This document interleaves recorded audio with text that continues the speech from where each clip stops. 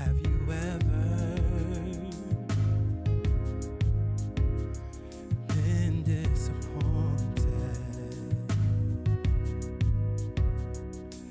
after giving your all? You weren't rewarded. Have you ever felt so all alone, without a friend in this world, not even a hand to hold? Well, even when you can't go on, just keep holding on and say, I'm never giving up. I won't throw in the towel. Even if I'm lost, I can still be found. I have a destiny. I know who I'm gonna be. I'm never giving up, nah, nah. Well, I know just what you're going through. So many ups and downs. You don't know what to do. Yes, I know. I know how it feels to be filled with doubts that sometimes turn into fear. But I also know that deep inside there's a raging fire that cannot be killed or died. So even when you can't go on, just keep holding on and say, I'm never giving up. I won't throw in the towel. Even if I'm lost, I can still be found. I have a destiny. I know who I'm gonna be. I'm never giving up, not now. Say I'm never giving up. I won't throw in the towel. Oh, I can still be found. I know who I'm gonna be. Yeah. Nah, now I can't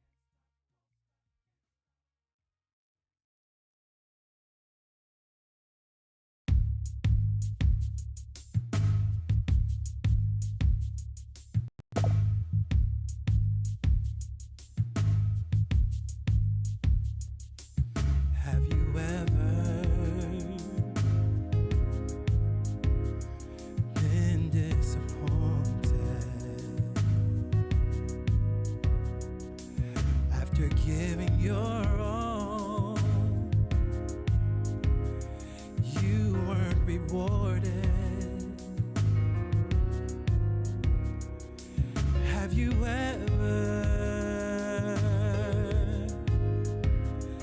felt so all alone, without a friend in this world, not even a hand to hold? Well, even when you can't go on, just keep holding on and say, I'm never giving up. I won't throw in the towel. Even if I'm lost, I can still be found. I have a destiny, I know who I'm gonna be. I'm never giving up, nah, nah. Well, I know just what you're going through. So many ups and downs, you don't know what to do. Yes, I know. I know how it feels to be filled with doubts that sometimes turn into fear. But I also know that deep inside there's a raging fire that cannot be killed or died. So even when you can't go on, just keep holding on and say, I'm never giving up. I won't throw in the towel. Even if I'm lost, I can still be found. I have a destiny, I know who I'm gonna be. I'm never giving up, not now. Say I'm never giving up. I won't throw in the towel. Oh, I can still be found. I know who I'm gonna be. Yeah. Nah, now I can't stop. I won't stop. Oh, I can't stop. I won't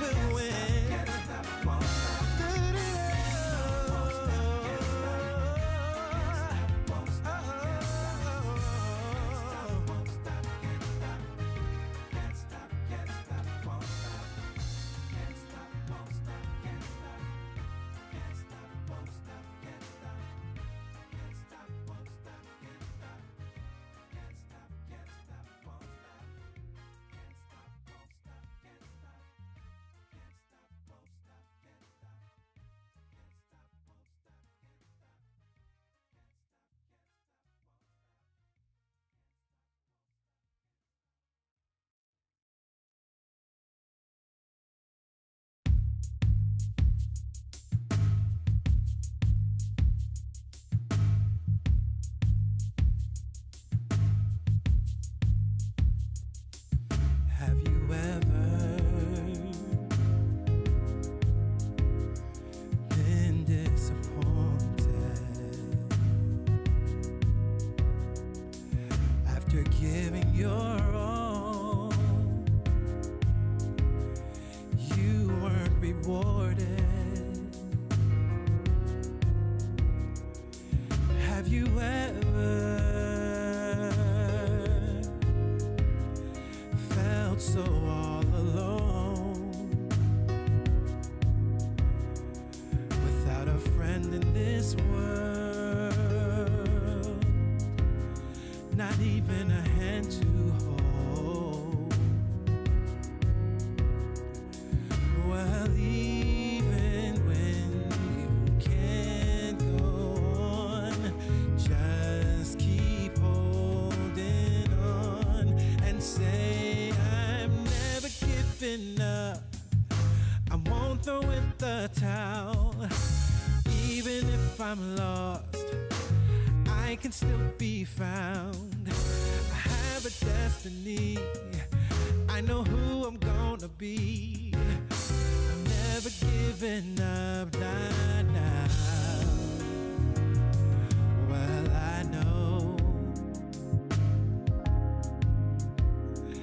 just what you're going through. So many ups and downs. You don't know what to do. Yes, I know. I know how it feels to be filled with doubts that sometimes turn into fear. But I also know that deep inside there's a raging fire that cannot be killed or died.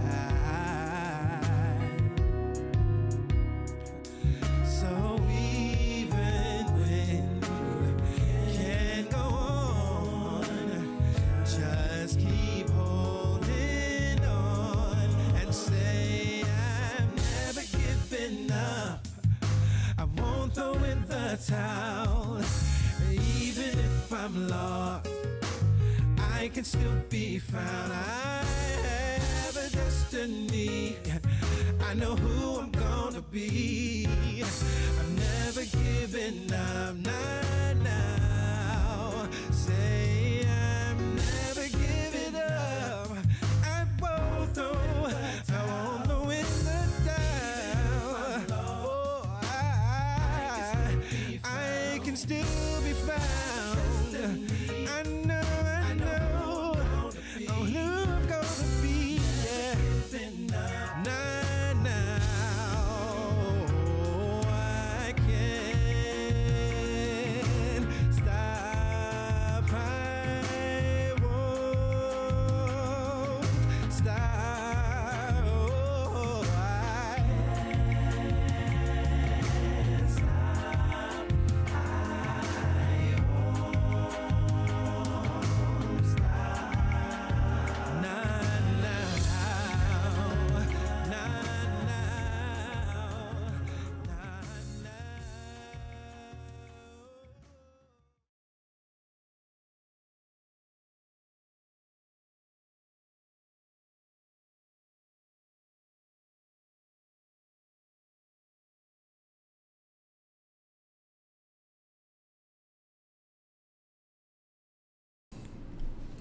Hello, beautiful people. Happy Sunday. It is so very good to be here with each and every one of you for the weekend service as we gather together to celebrate the magnificence and significance of the presence and power of God operating in, through, and as us. Let us begin, as we always do, with prayer.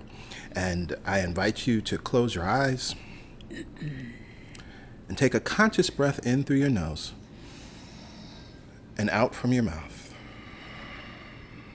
And again, we breathe in through our nose out from our mouths. And a third time, centering ourselves in the present moment, we breathe in and we breathe out. God is here now. God is here now. God is here now. We are here now. We are here now. We are here now. There is only one mind, only one power, only one presence that is working in all, through all, and as all, that is working in us, through us, and as us, that is working in you, through you, and as you, that is working in me, through me, and as me. There is one life. That life is good. That life is the life of Mother, Father, God. It is perfect. It is the life of all life. It is the life of every blade of grass, of every cloud, of every planet, of every star, of every moon, of every grain of sand, of every hair on your head. It is the life of all, and it is here now. All of God is here now. All of love is here now. Every answer, oh, Lord have mercy, is here now. Healing is here now. Every solution is here now. Problem solved and resolved, it's here now. Overcoming is here now. Victory is here now. Ease is here now. Grace is here now. Comfort is here now. Nurturing is here now. All of God, all of good is here now, and we are one with it and one of it. It could be no other way. For we live, move, and have our being in God the good. We live, move, and have our being in love itself. We live, move, and have our being in abundance itself. We live, move, and have our being in every answer and every solution. It is here now. We are here now. We are one, forever one, forever one, forever one. And so it is out of this profound awareness that we do not have to look for God or search for God. Out of this profound awareness that all of God, all of good is here now where we are, in this connection, this virtual connection, and in the spaces that each and every one of us are in. Every room, every home is filled and overflowing with God the good now, and we are one with it. Because of this reality, we have great power, and I speak from that power now. We gather together here for the weekend service, an opportunity to remember the truth of who and whose we are.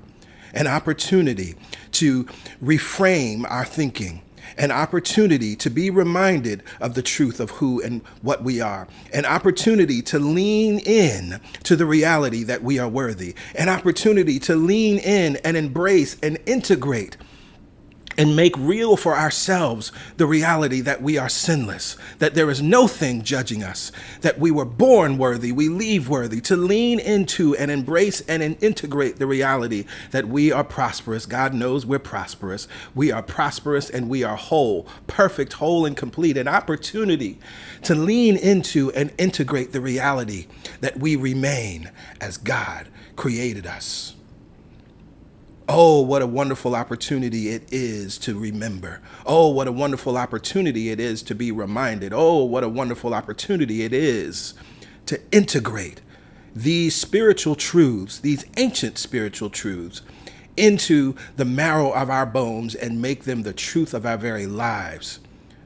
And wherever our minds are, our lives will follow. So it is with joy and thanksgiving that I release this prayer. I release it with joy and gratitude and thanksgiving. Thank you, God, in, through, and as us. And I know that the word that has been spoken is done.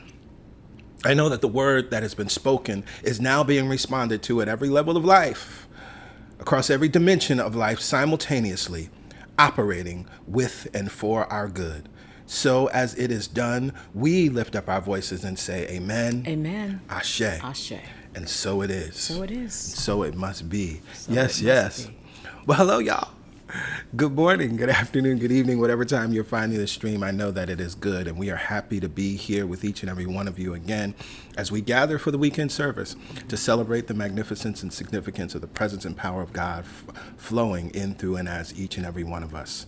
CSC is here to awaken the world to the presence of God that is operating in, through, and as us. This is what it is all about. So we are happy to be here.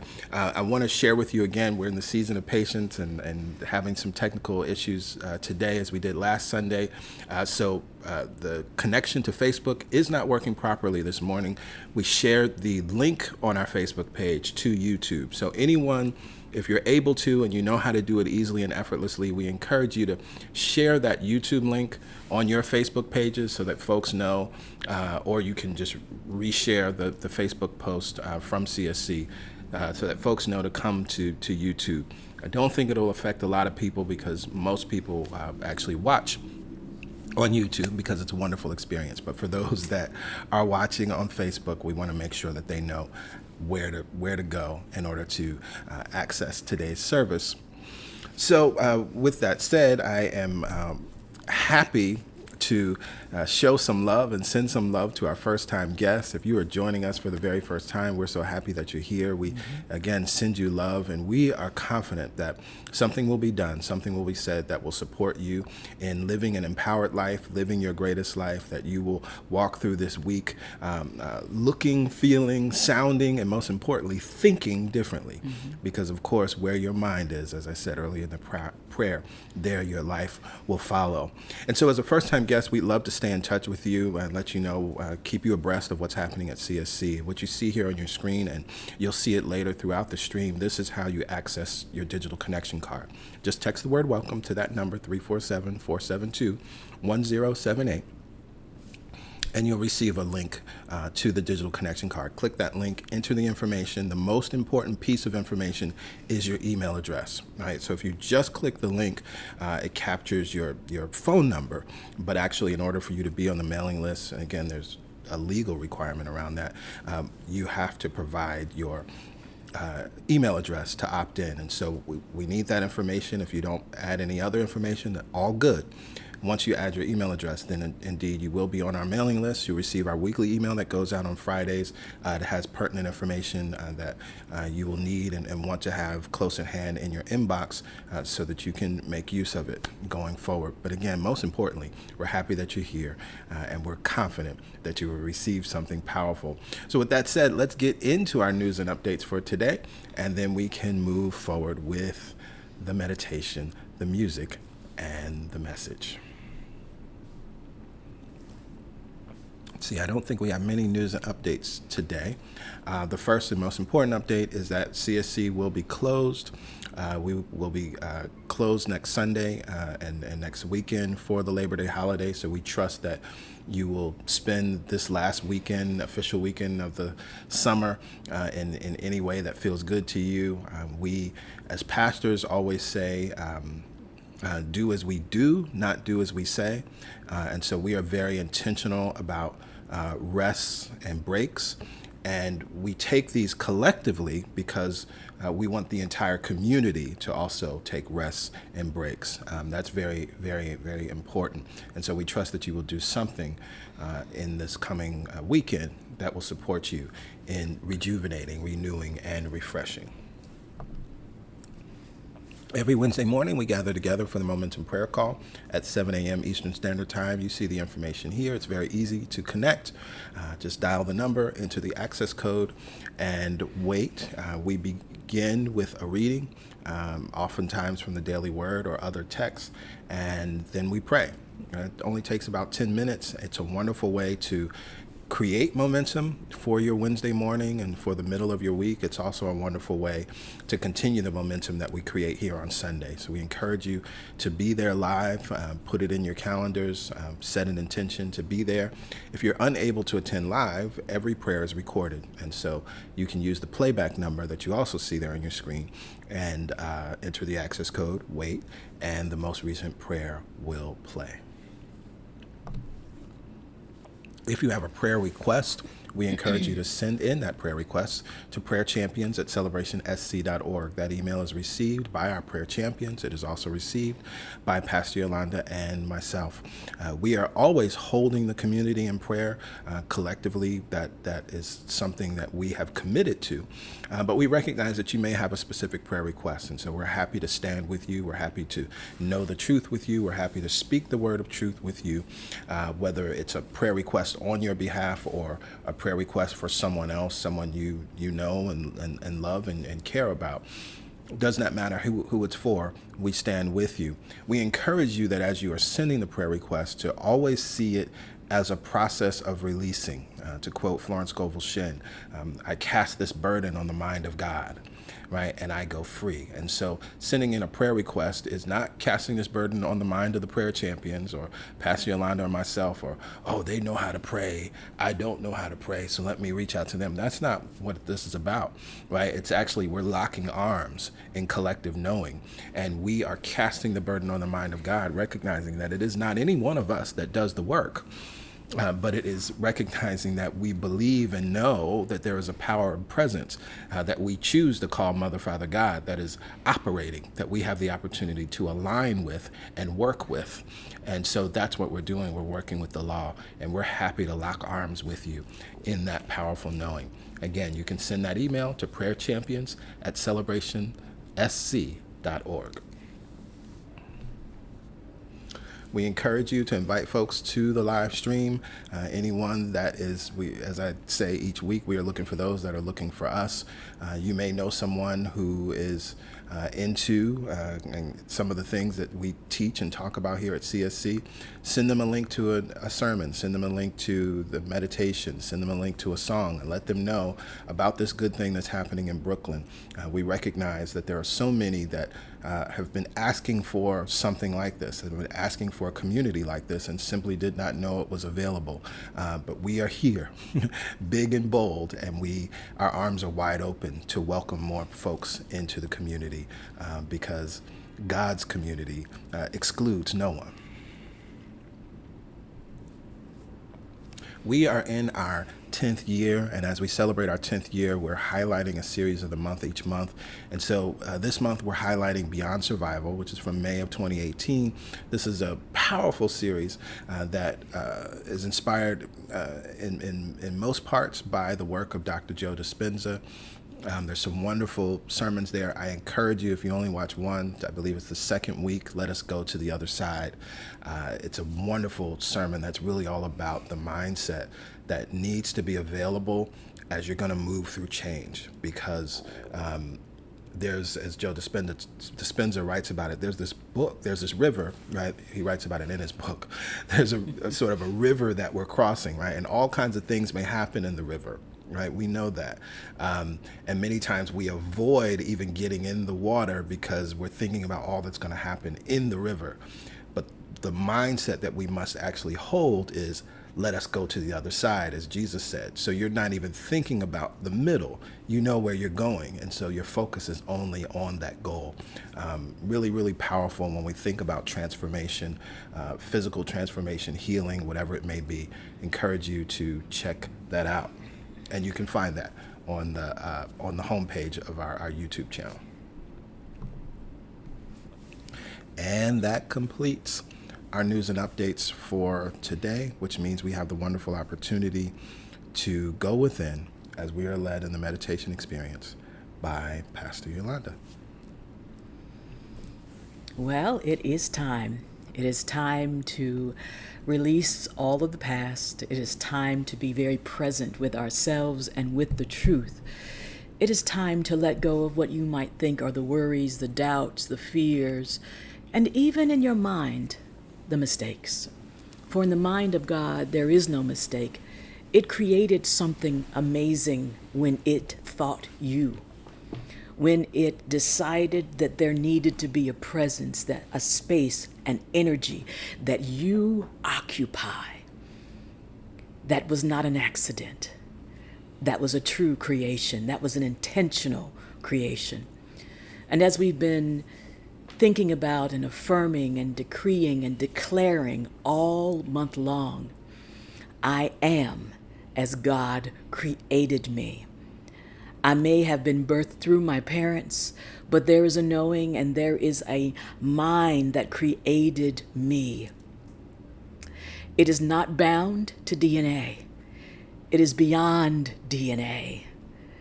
It is that which created the stars, and it created you. And when we focus in on this truth, we can let go of the past. We can let go of the fear of the future. We can bring ourselves to the awareness that if God is responsible for its creation, then my responsibility is to create from that place, from that knowing. I'm God's responsibility. My thoughts are my responsibility.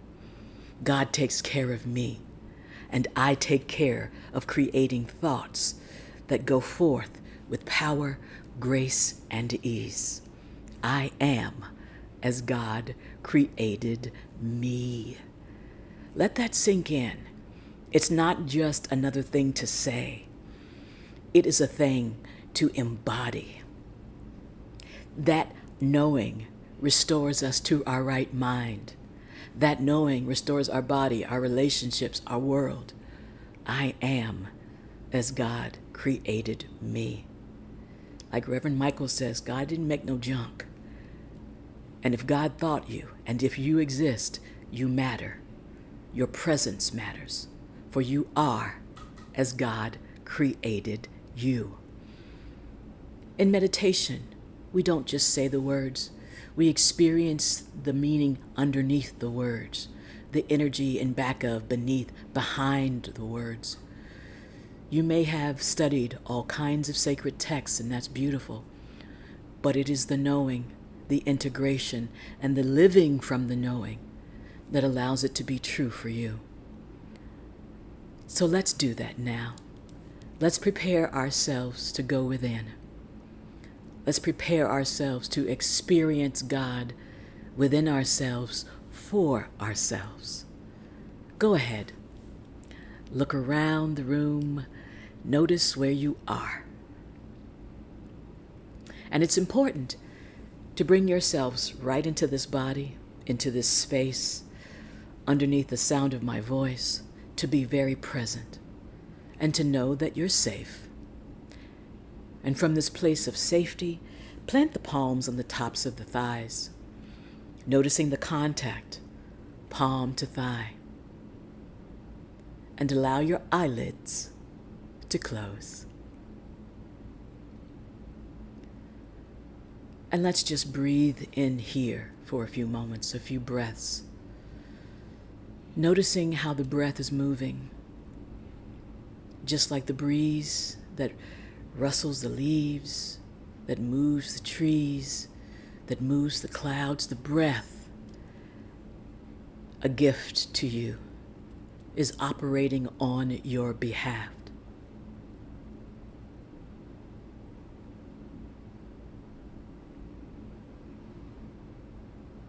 The same mind that created the oceans and the waves and created gravity to hold it all in place, created you. If you've noticed any perfection in a sunrise or a sunset or perfect day, that perfection exists within you. For I am as God created me, and you are as God created you. Let's take this breath under our conscious control now. And let's send the breath deep into the low belly, signaling even more relaxation to the body. And together, inhaling for a count of 4, expand the low belly. Hold for a count of 4. And open the mouth, relax the jaw, sigh it out, count of 4.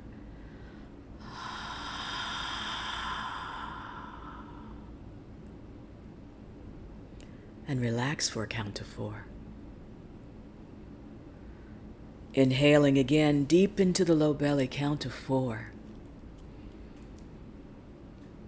Expanding.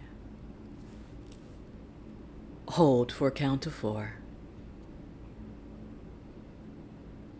Open the mouth, relax the jaw, and sigh it out.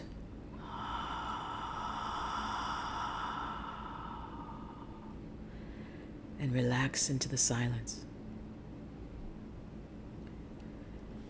In through the low belly, now up through the rib cage, expanding the sides of the body. Count to 4. Hold it there.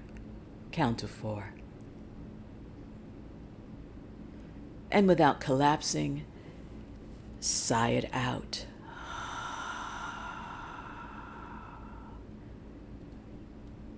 And allow the silence to give you more ease. In through the low belly, up through the rib cage, again expanding the sides and the front and the back of the body. Hold there. And releasing what no longer serves you, sigh it out.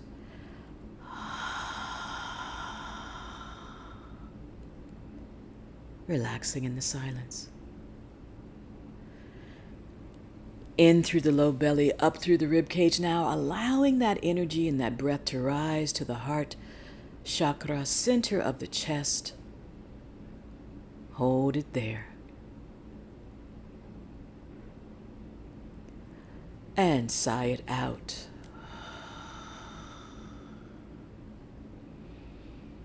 I love the silence at the end of the breath, signaling more. Inhaling in and all the way up through the heart. Hold it there.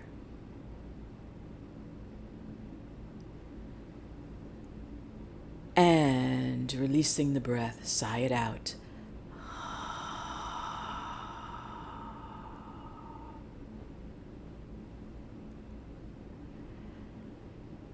The more we allow the deep, full breath, the more relaxation we signal in the body and the mind. Inhaling all the way in and up now, connecting low to mid to the altar of the heart. Hold it there. And this time, we're going to exhale even more slowly, closing the lips, exhaling through the nose for a count of 6.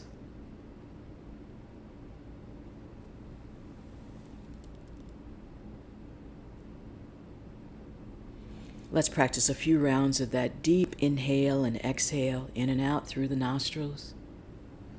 For this will be our form of breath work for the remainder of our meditative time. In and out through the nose. Each round of breath taking us more into relaxation. Each round of breath reminding us that we are as God created us. And each round of breath opening us more to receive what we desire. Let's practice.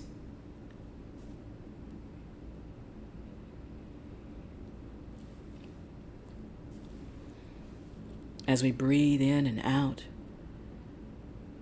we remember that we remain as God created us. For this truth brings us light and strength. It ensures our sinlessness, our ability to create as we were created. I am as God created me. I'm not the thoughts that make me feel afraid. I'm not the thoughts that make me worry. I am as God created me. Therefore, I own the thoughts of power, of worthiness, of peace. Beautiful, everyone. Let's take this energy, relaxation, and breath and take our focus and send it into the feet. For wherever we focus, that is where the energy and the intention is. Sending it all into the feet. Maybe we wiggle the toes or raise the heels. Stop the movement. Relax the feet.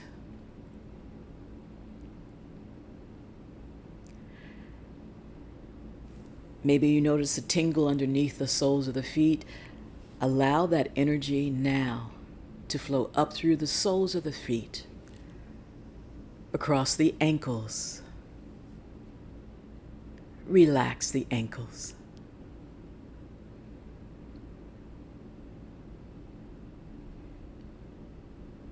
Energy now flows across the shins and the calves.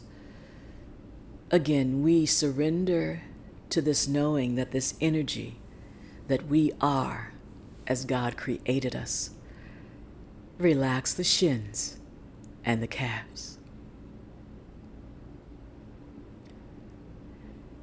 Energy flows across the knees. We bend, we align, we surrender into our worthiness, into ourselves as the creations of the one mind.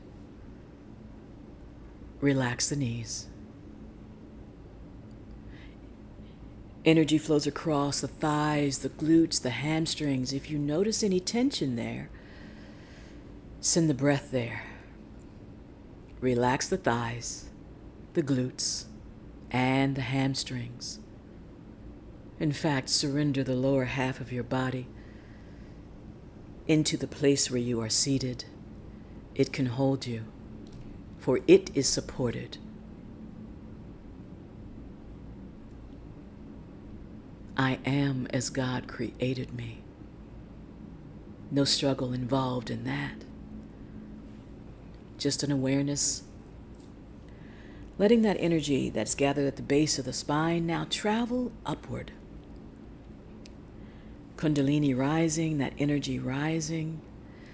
Inhaling up. Exhaling through the nostrils, relax and allow. In and up. Exhale, relax and allow. In and up. Exhale, relax, allow. Energy flowing up and up and up and out the crown of our head and in your mind's eye.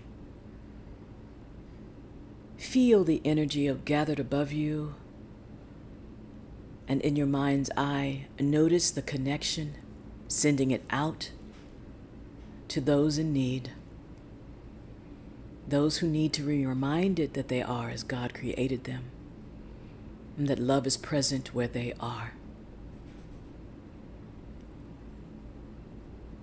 Let that energy flow back down through the crown, across the third eye, down the throat, across the shoulders, down the arms, and out the fingertips.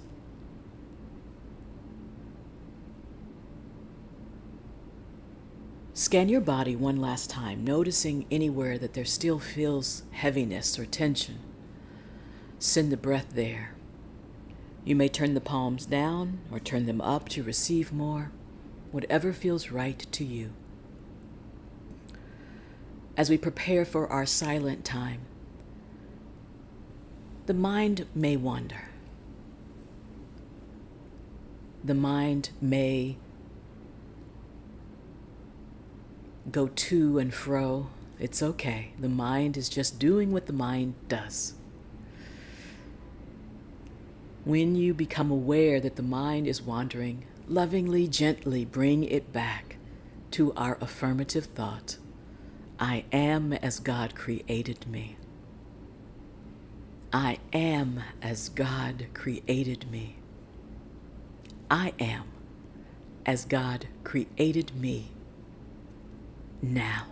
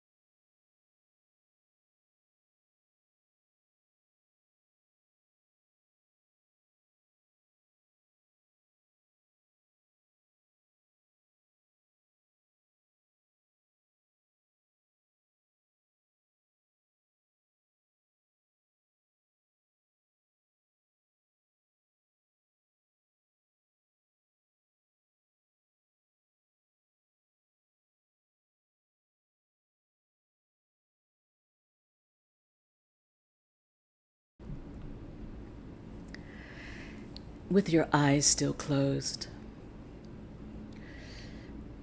enjoy this inner connection, this inner knowing. And with your eyes still closed, allow the relaxation even more. With your eyes still closed, listen to these words from A Course in Miracles and allow them to be integrated in you now. You are as God created you. The sounds of this world are still, the sights of this world disappear, and all the thoughts this world ever held are wiped away forever by this one idea. Here is your sanity restored. True light is strength, and strength is sinlessness. If you remain as God created you, you must be strong, and light must be in you.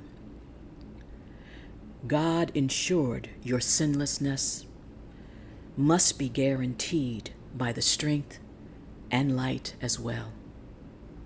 You are as God created you. Darkness cannot obscure the glory of God's beloved.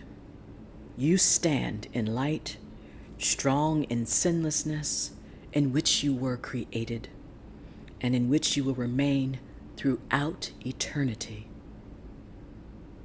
Nothing is required of you to reach this goal except to lay aside all of those thoughts that would keep you separate.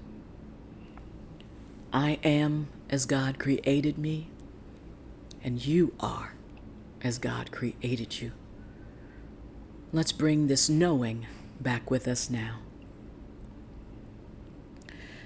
If the palms are turned up, turn them down. And inhale, draw the shoulders up by the ears. Exhale, releasing the shoulders back and down. Inhaling up. Exhaling, releasing the shoulders back and down. And one more time, inhaling up. Exhaling, releasing the shoulders back and down. Come to stillness, bring the palms together.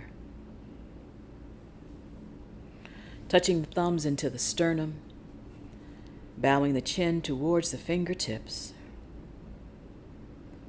Pausing to notice the opening at the base of the neck and all the way down the spine. Allow the eyelids to slowly open. Nice, soft, gentle gaze, no strain on the eyes. No strain on the experience. Inhale, raise the chin. Raise the gaze. Release the breath. Settle into the peace. Namaste.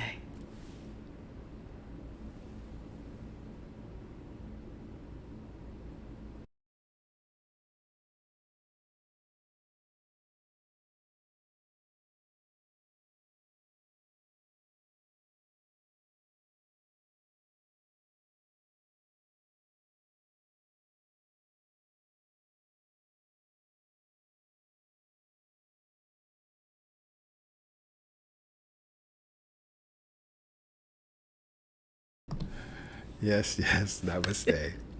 Thank you, PY. You're welcome. So we are in the final week of our series, You Can Do It Too, The Metaphysics of Flaming Hot, inspired by the powerful, amazing story of Richard Montañez, who created the Flaming Hot brand, created Flaming Hot Cheetos, and went on to become a powerful executive for Frito-Lay and PepsiCo, and is a philanthropist, wealthy individual, doing wonderful things in the world and telling his story so that others can follow in his footsteps.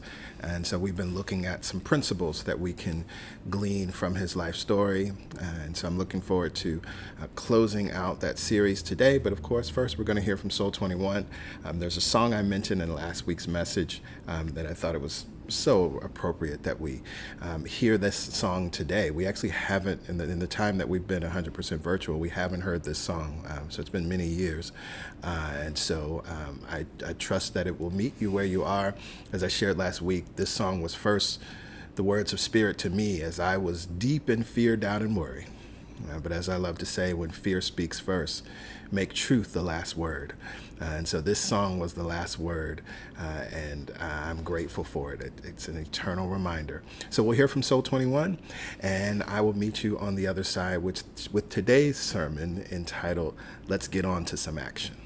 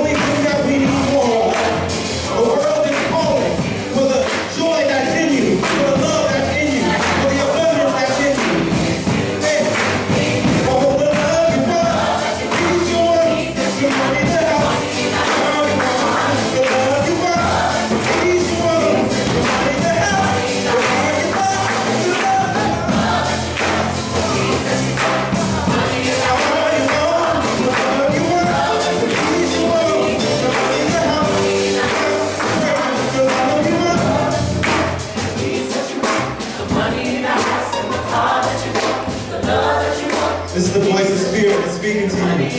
This is how it's speaking to me. The love that you want, the peace, the money, the house, the car, whatever it is, it's in you. This world outside of us is the world we create. It's the world we manipulate. And whatever we see is what's in us. So if you're seeing lack in the world, heal the lack thoughts within yourself. And then you will see abundance. If you're seeing loneliness outside of yourself, heal that sense of loneliness and remember that you're never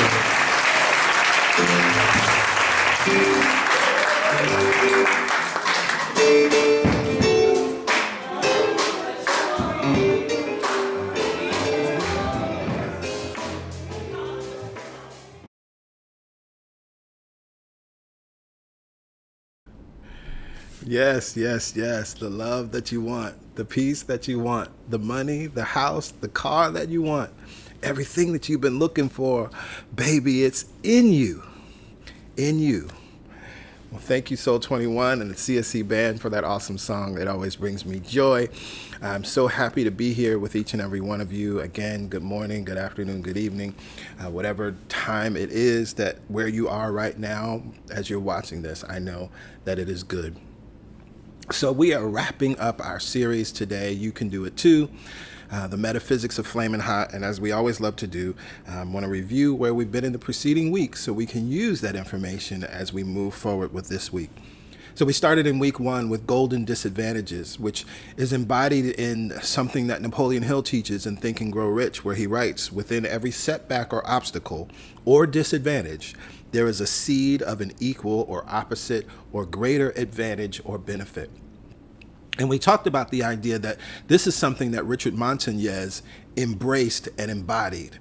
And because he embraced or embodied it, one, I call these golden disadvantages, but because he embraced and embodied this, this is what allowed him to succeed where others had not succeeded. This is what allowed him to continue to move forward when he was met with obstacles, when he was met with continuous disadvantages, let alone those things that he was born into. In week 2, it happened overnight. We looked at the falsehood of overnight success and being self-made and why we would never actually want to be self-made because we recognize that the process of transformation, which is the heroine's or the hero's journey, it actually includes support. And so I don't want to be self-made. Why? Because I want to experience what Joseph Campbell writes about when he says the heroine or hero who has come under the protection of the cosmic mother cannot be harmed. So I don't want to be self-made because I want to be under the protection of the cosmic mother. I want to have the protecting power of destiny. And so we let go of that idea of being self-made, but then we also understand that the reason that we need the protecting power of destiny is because as we move through becoming someone new and move through this adventure, we're going to have to step into the unknown. And that's why we, again, release the idea of being self-made, because we're going into the unknown and we want to have support. We want to have protection. The cosmic mother is there with us. She's with us. We cannot be harmed. Last week, a thing in the mind of God. We learned through Richard's book that he studied etymology and actually he meditated on a specific word each day. And I shared what he gleaned from looking at the roots of the word idea and the roots of the word vision. And he writes that an idea revealed to us by ourselves already exists as a concept in what some would call the mind of God, or in what others call the mind of the universe.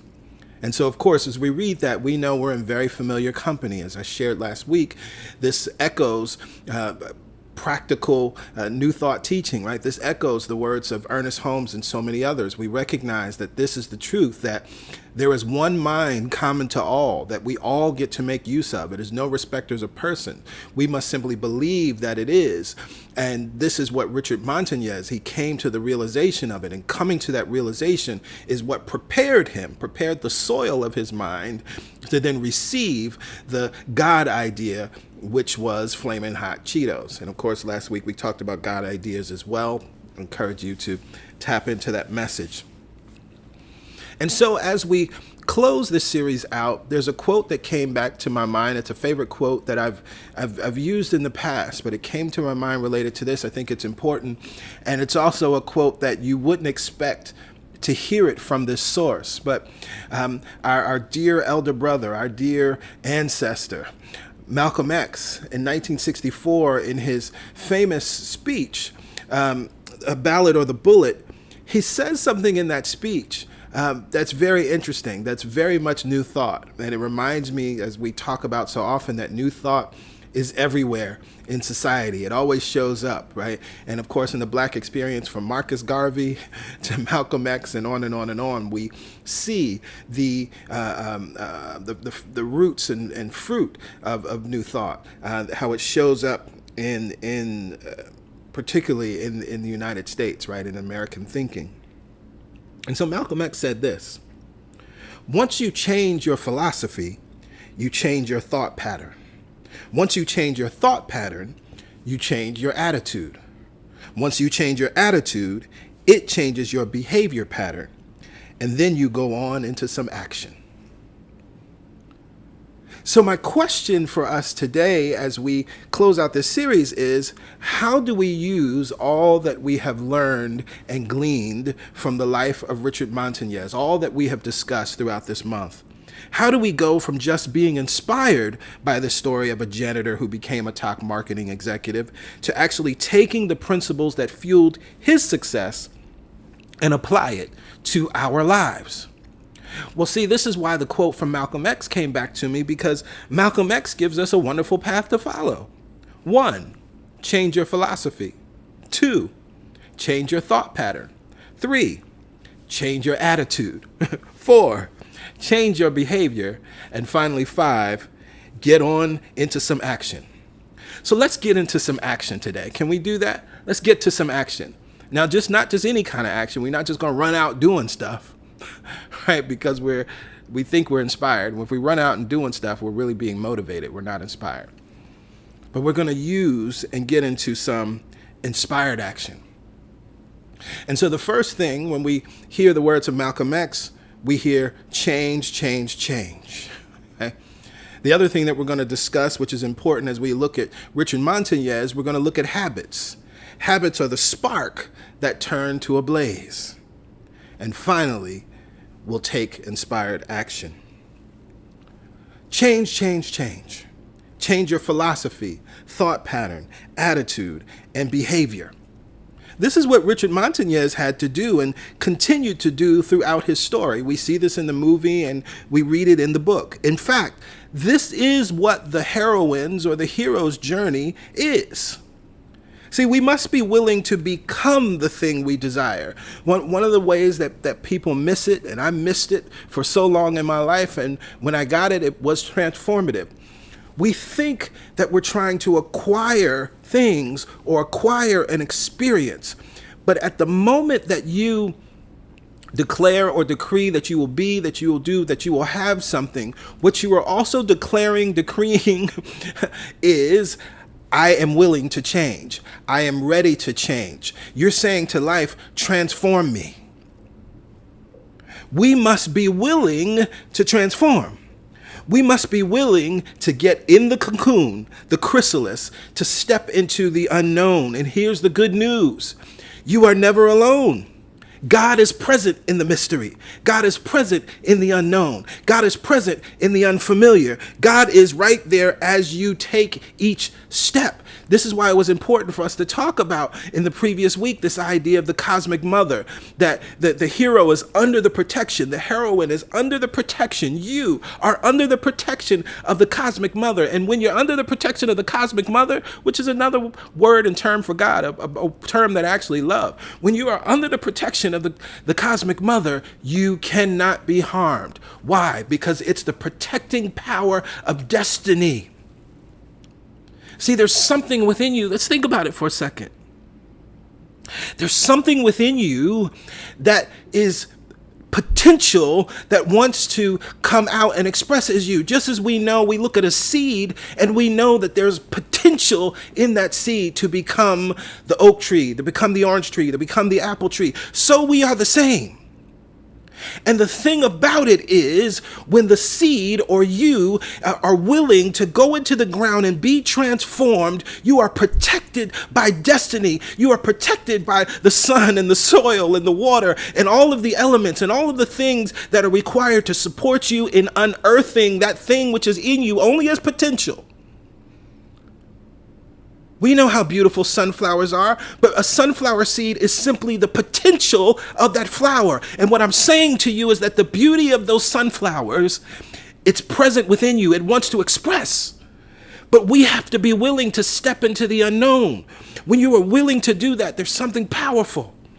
Everything you need is there, the protecting power of destiny. And again, what is destiny? It's that thing that was already in you that has the potential to be released. If and only if you are willing to transform. If and only if you are willing to step into the unknown. If and only if you are willing to enter the cocoon, enter the chrysalis. And why would you be willing? Because you know you have the protecting power of destiny. Why would you be willing? Because the cosmic mother is there with you. Why would you be willing? Because you're never alone. God is right there at every step. Why would you be willing? Because those that are under the protecting power of the cosmic mother cannot be harmed. There was a change required just for Richard to apply for the job at Frito-Lay. If you've seen the movie, you know this. This wasn't the first thing he was considering doing. He had tried to get work in all these other ways and actually was considering going back into selling drugs. And we find that pivotal moment in the movie. A change in mind to consider and think that he could do something differently. There was a change that was required for Richard to seek out the support of Clarence, to learn about the inner workings of the machines that run the plant and ultimately create Cheetos and the other Frito-Lay snacks. There was a change that was also required in what Richard believed about himself and what was possible for him. This was exemplified, as we talked in the previous weeks, of the story of the candle, and how at one point he ridiculed the candle and what Judy was doing. Later, he's the one lighting the candle and is excited and telling Judy, I lighted the candle and I got this profound idea. He learned to reframe his life experience and circumstances. Golden disadvantages. He learned, as he writes in the book, that there were resources already within him that are free to use. And he says to us, just as I learned this, so it is true for you. There are resources within you that you will be able to tap into that are free to use, which again is one of those litmus tests when we think about, do I have a God idea? I'm telling you right now, you don't have a God idea if your first step, to be clear, is seeking outside support or approval, and particularly approval. When the God idea shows up, you're going to have everything you need to take the first step. And whatever you need to take the second step is going to be there easily and effortlessly. The people, the places, the resources will probably show up before you even ask. And that's, we find that in scripture, right? Before you called, I answered. Right? That's actually how the all that is works. He learned, as I shared the story in week 1, that there is already a plate of cookies somewhere that has been baked especially for you. Your job is to get out of the line that isn't getting you anywhere and get into your cookie line.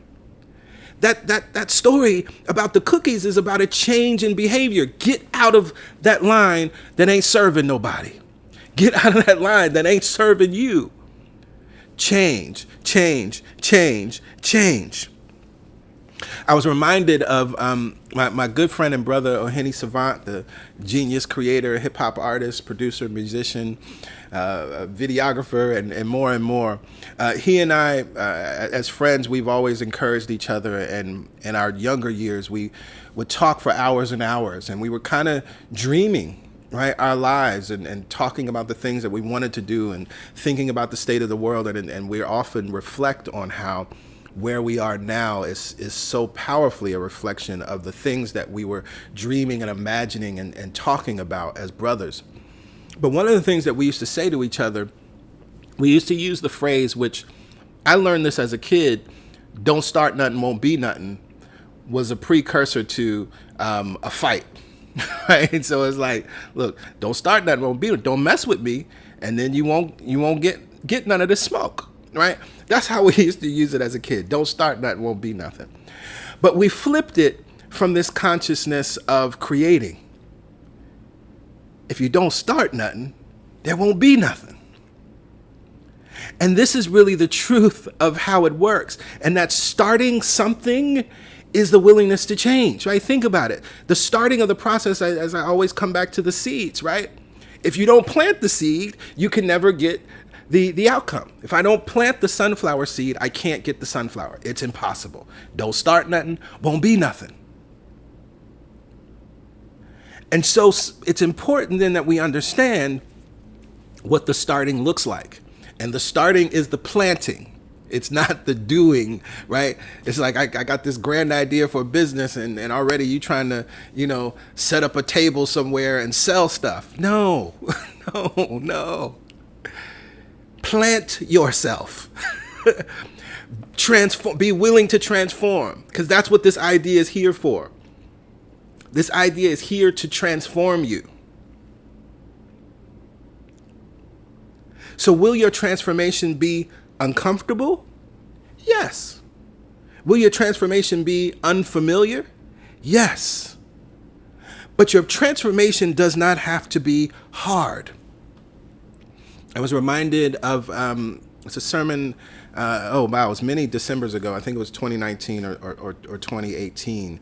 It was a Christmas message. I would use the story of the shepherds and the Christmas story to talk about this idea that a dark night of the soul is not necessary, right? And Eckhart Tolle echoes that, and I quoted a piece of his work, that we can plant ourselves willingly.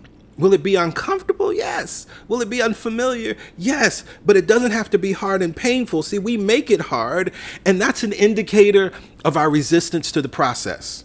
Here's another litmus test, another way to kind of understand where you are and navigate, because you realize that you're not being tested, right? You realize that there's, God is not trying to do something to you, but simply when you're in resistance to the experience of going into the ground so that you can release your outer shell and reveal what's within that shell and let that thing blossom and break forth through the ground and then express and experience life in a brand new way.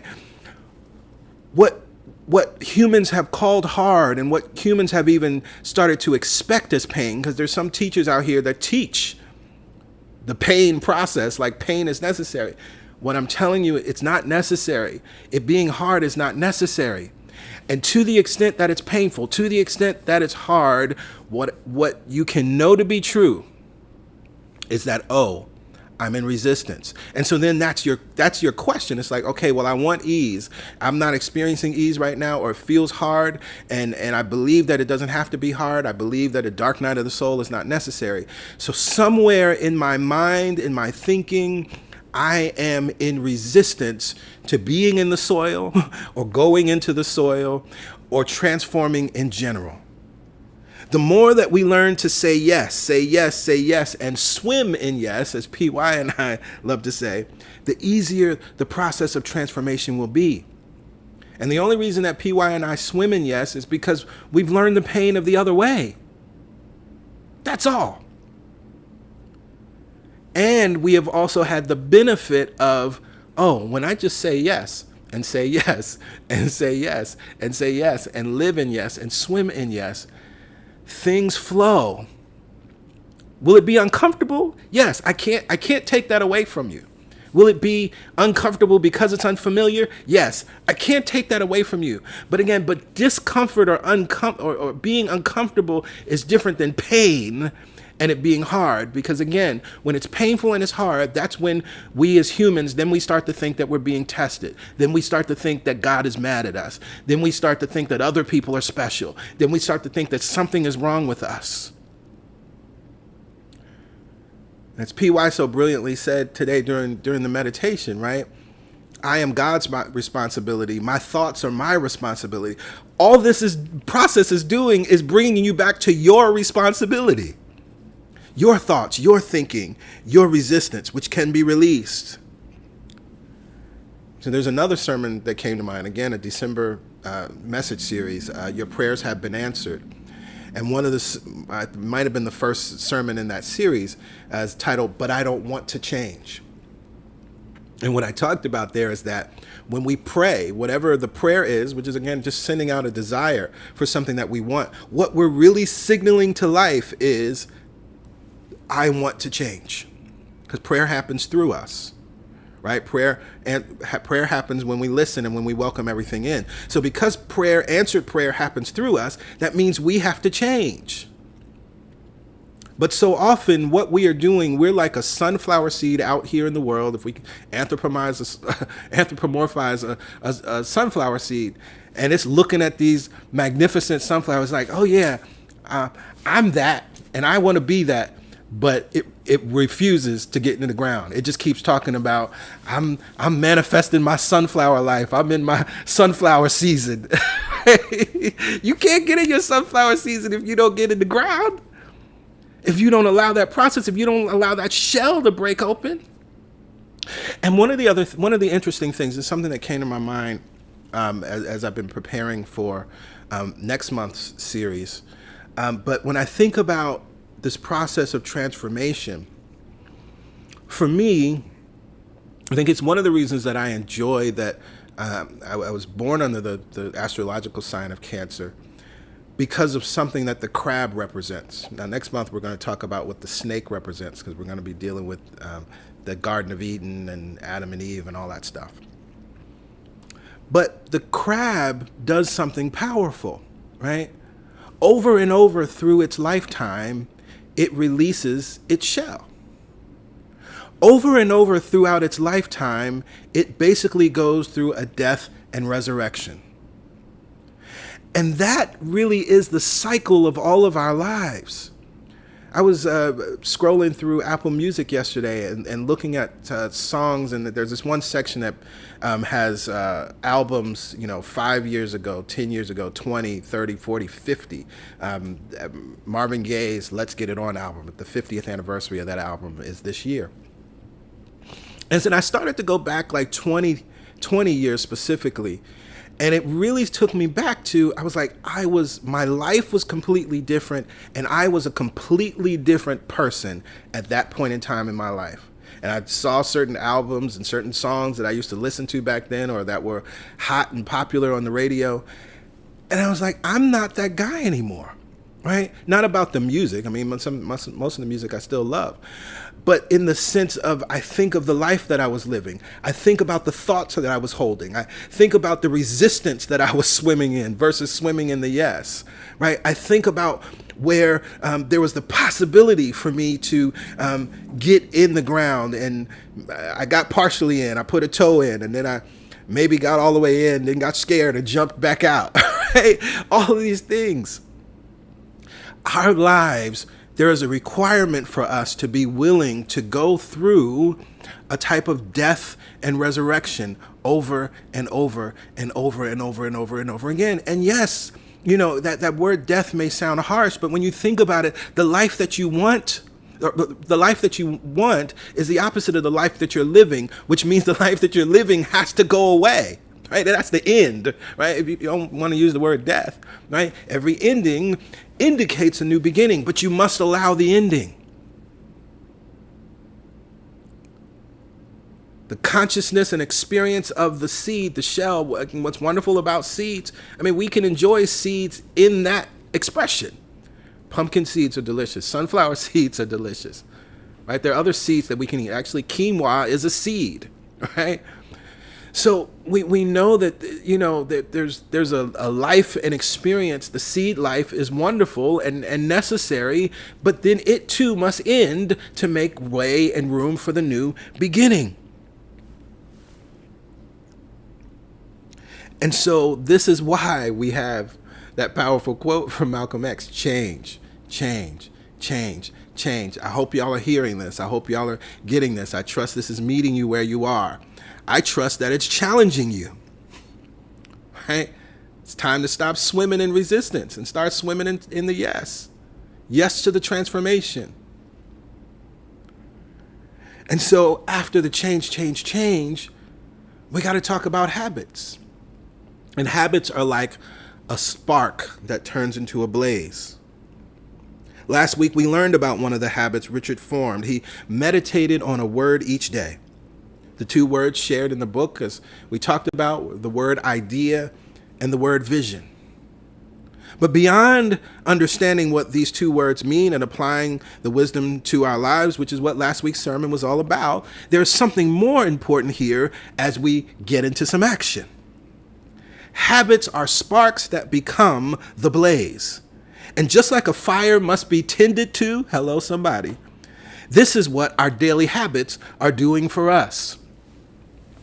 Some of you may not know this, but I love the television show Survivor. I love Survivor. PY is not into Survivor. That's my show. I've been watching it since the first season. And as fans of Survivor, and by the way, if you're a Survivor fan, you can shout yourself out, thumbs up, heart, whatever.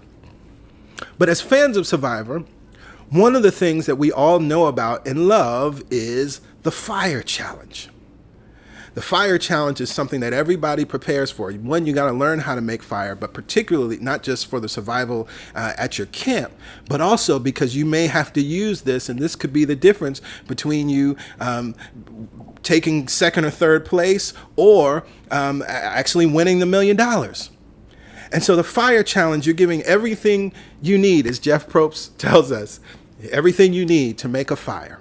Right, you're given a little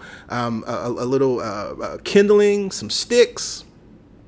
You have your knife, your flint, and you have to make a fire that's hot enough and tall enough to rise up to set a string on fire and ultimately burn the string so that it lifts up a flag. And the first person to do that is the person that moves on. And again, usually this is happening at the very end, and this is going to determine who is in the running to actually win the $1 million. Oh, I see some Survivor love. I love it, right? And so the thing about this process, which is interesting, is first you got to scrape off the flint, right? Get that magnesium, and they're scraping. Right? Some people, they also kind of pre-set up what they want to do, because you have this little brush that catches fire quickly, but it goes out quickly, and then you got your sticks. And so some people like to set everything up first. But you get that going, and all of a sudden, as you get that magnesium, all of a sudden you start to see a spark, and you might see another spark. And that little puffy little kindling they get, it might catch fire. But I've watched so many people, just that little spark, They blow on it, they try to keep it going, and just as quickly as it started, it goes out. Or even they get it started, it looks like there's a little flame, so then they start adding sticks, and then before you know it, the fire goes out. They got to start all over again, and now they're working with that flint. Right? Meanwhile, the other person may be already going on. They might already have a decent fire. But once you get that one little blaze going, right, then you got to let these sticks catch. But you got to arrange them in such a way, you want to build them up tall so that eventually the flame is going to move up, right? And I love watching that challenge, and I love thinking about it in the context of this, because that process of making the fire is just like our daily habits.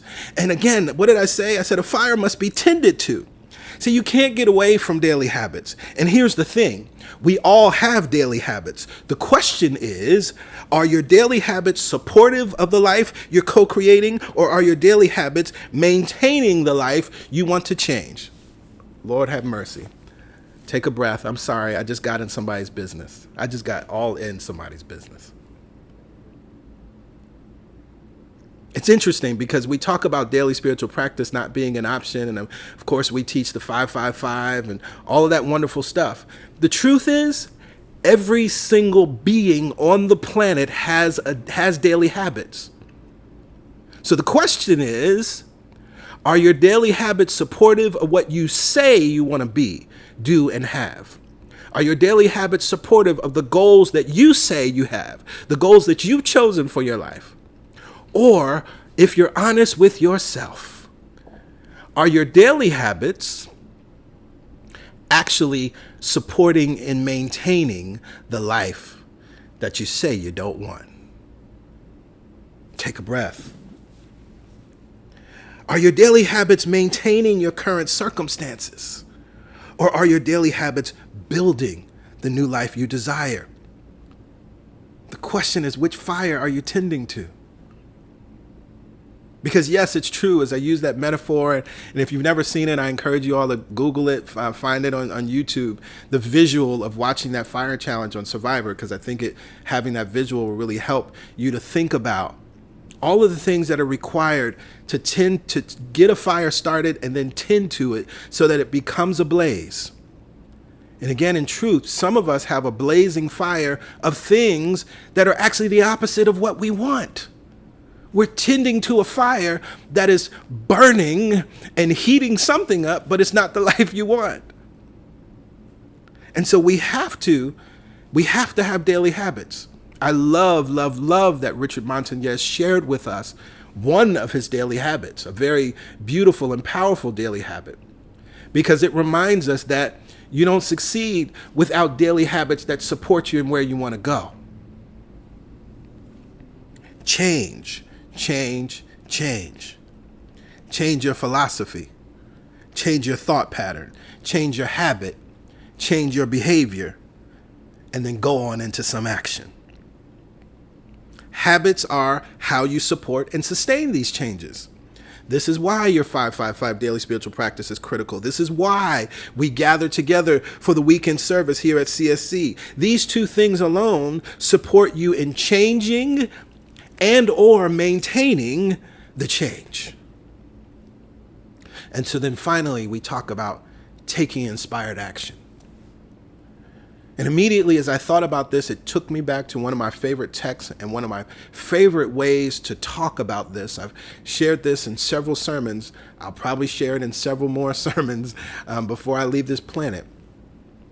In the book Change or Die by Alan Deutschman, he breaks down the three things that are required for change. He gives us three words: relate, repeat, and reframe. What does he say about relate? Relate is we must form a new emotional relationship with a person or community that inspires and sustains hope. And I would even replace that word emotional with loving, right? It has to be loving. It has to be affirmative. It has to be inclusive. This is why one of the part of the mission, vision, and purpose of CSC is embody unconditional love. We recognize that CSC must be a space that embodies unconditional love if it's also a space that's supposed to support you in transforming. Right? PY and I, we stand in no judgment. Wherever you are in your life experience, right? You can ask us the same question every week for the next 5 years. It doesn't matter, because once you get it and you transform. And we get the wonderful, beautiful opportunity to embody unconditional love, right? We're still human, yes. But this is something that we knew was critical for this space, that it had to be included. Embody unconditional love, not just because it's like, oh, we want to be kind, right? That's not what this is about. It's because it must be a space that then supports you in forming a new relationship, a loving relationship with a person or community that inspires and sustains hope. And that's important, right? Because hope, when we think about prosperity, it's to live according to hope. To believe that it will go well with you, to believe that it's possible for it to go well with you. And we hold, as we say, that highest knowing. That's what we see for each and every one of you. We only know and see good for you. The second word, repeat. The new relationship helps you learn, practice, and then master the new habits and skills that you'll need to make the change or sustain the change. And finally, reframe. The new relationship helps you learn new ways of thinking about your situation and your life. Now, one of the things, every time I read this, I'm so glad I'm here at CSC. I'm so glad that there's a space here that supports us in really doing these things week in and week out, via the service and via the God Talk and via classes.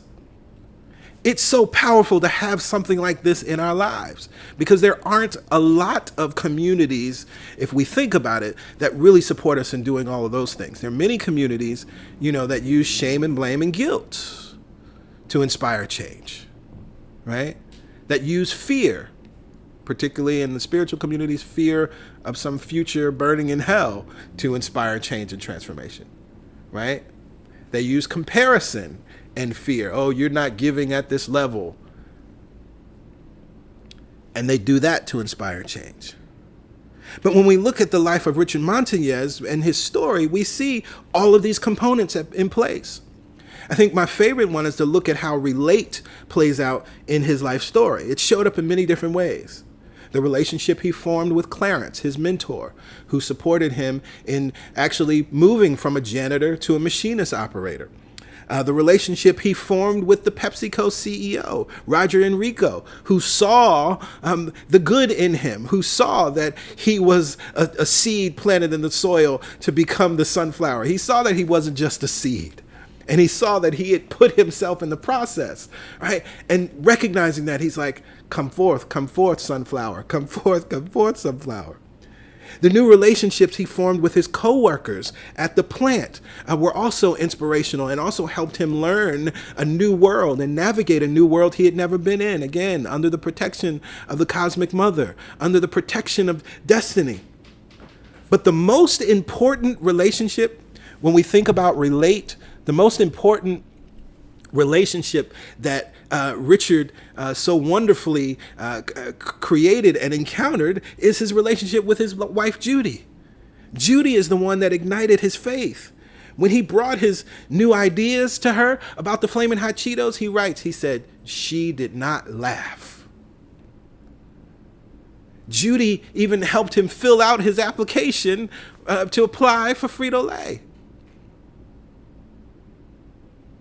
And so that's why the idea of this new relationship, form a new emotional relationship with a person or community that inspires and sustains hope. Again, he uses the word emotional, but I think loving, right? Loving in the sense of unconditional love, loving in the sense of agape, loving in the sense of that, the way in which truly God is loving and seeing us, because that is the love that inspires and sustains hope.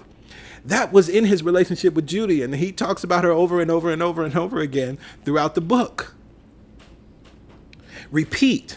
Repeat is the reminder that there's no such thing as an overnight success. It's the reminder that there's a learning process. This is the process of transformation. But hear this, and I echoed this earlier. It is practice. Oh, excuse me, one second.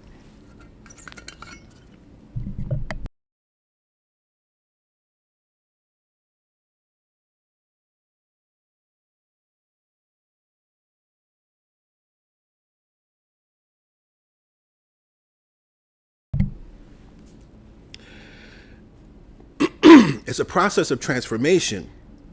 And I want you to hear this. It's a practice, not a series of tests. And so earlier we have the words learn, practice, master. That we must have something in place that supports us in even making mistakes. In not getting it the first time, in not getting it the third time, in not getting it the 10th time. Richard said he has a garage full of ideas and things that he tried that didn't work. That's what repeat is all about. Learn, practice, master. And finally, reframe. Reframe is where we started this series with golden disadvantages.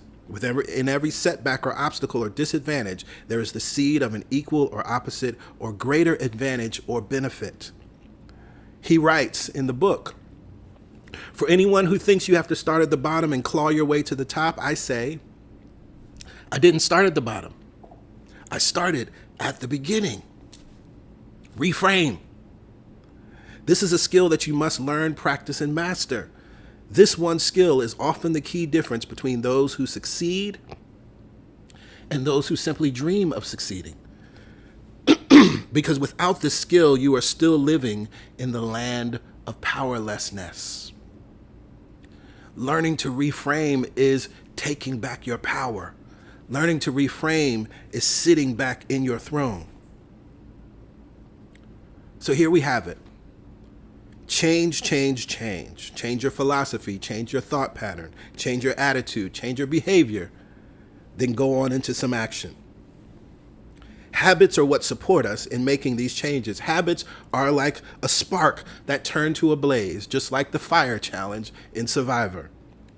The question is, which fire are you tending to? The life you want or the life you don't want? Once we have done those things, then we can get on into some action. Inspired action requires community.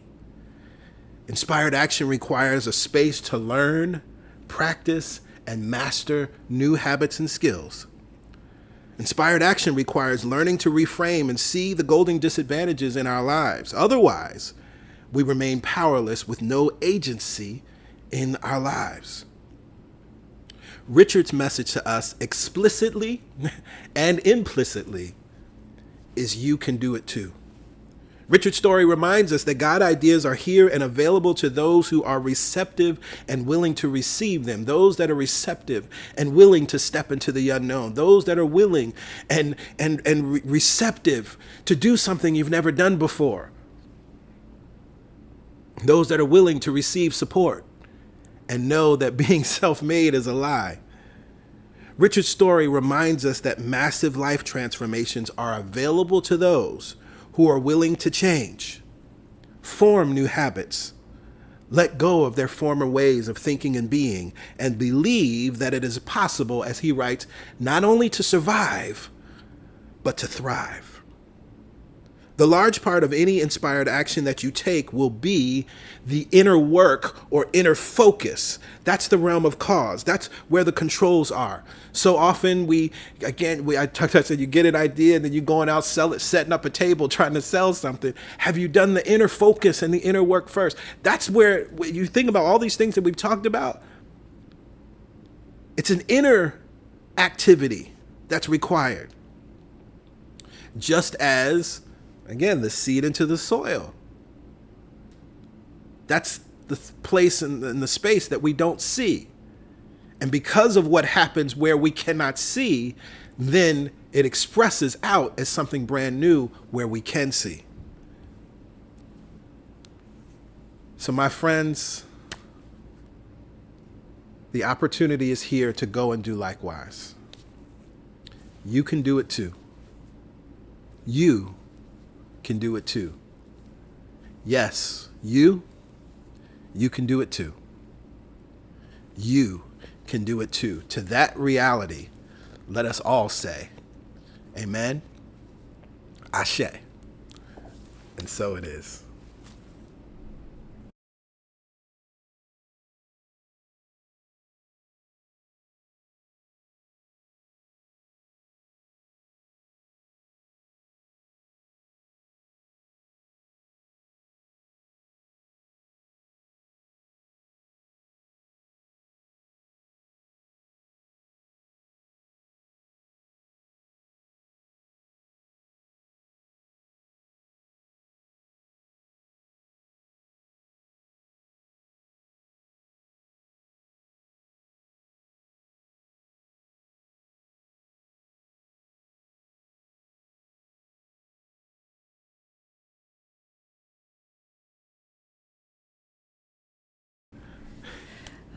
Ah, yes, yes.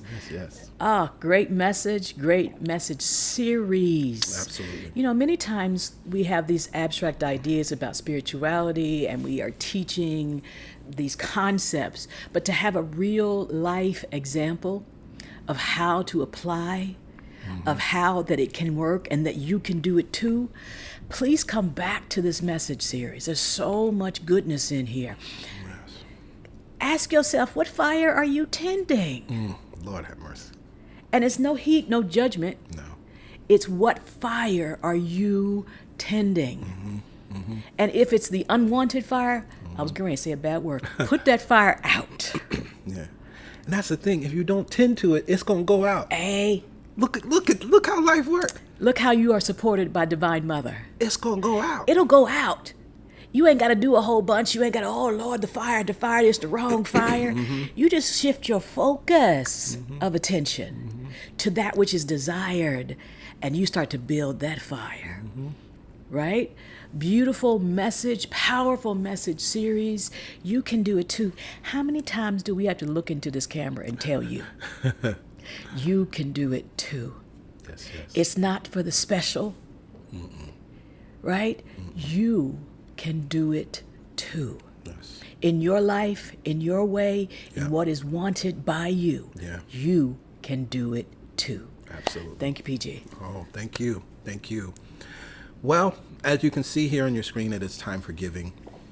And as always, we say here at CSC, give what feels good. because we recognize that there must be a good feeling tone behind your giving.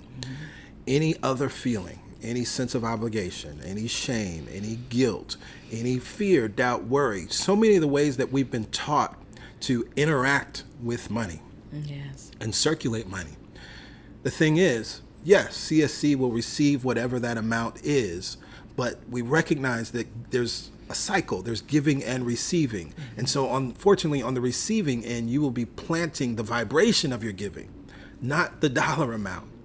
And what we are interested in is for you to experience the full blessing of giving, to experience and understand what the law of circulation is really all about. And so that requires us to give what feels good, to give without worry, to give without fear, to give without shame, to give without guilt. That's why we don't teach none of that mess over here, right? And so when you give from that place, then again, you experience the complete blessing of giving. Now to give to CSC, it's very easy. You see it here on your screen. You can go to our website, celebrationsc.org /give and give on the site, or you can text your dollar amount to 347-744-9500. When we give what feels good, then we can affirm this powerful affirmation. All the money that I use returns to me. Returns to me. Lord have mercy, I lost it. Returns to me multiplied. Multiplied. I wanted to say returns to me powerfully. Let's start again. Yeah, I know, right? It works. All the money that I use. All the money that I use. Returns to me multiplied. Returns to me multiplied. In a never-ending cycle. In a never-ending cycle. Of increase.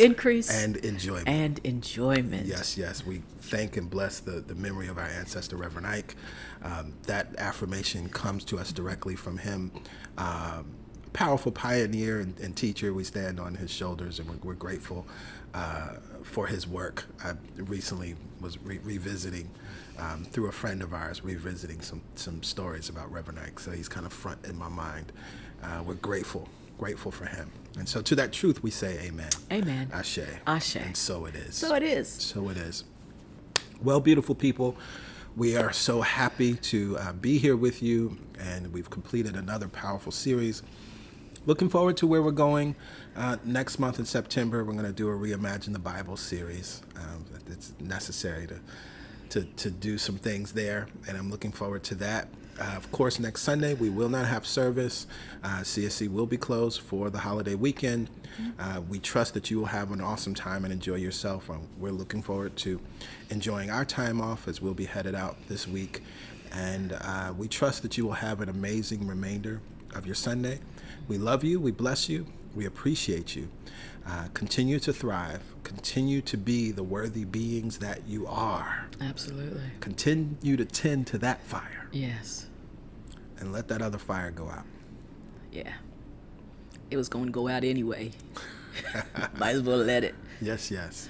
All right. We love y'all. Have an amazing remainder of your day. All right. Bye for now. Bye for now.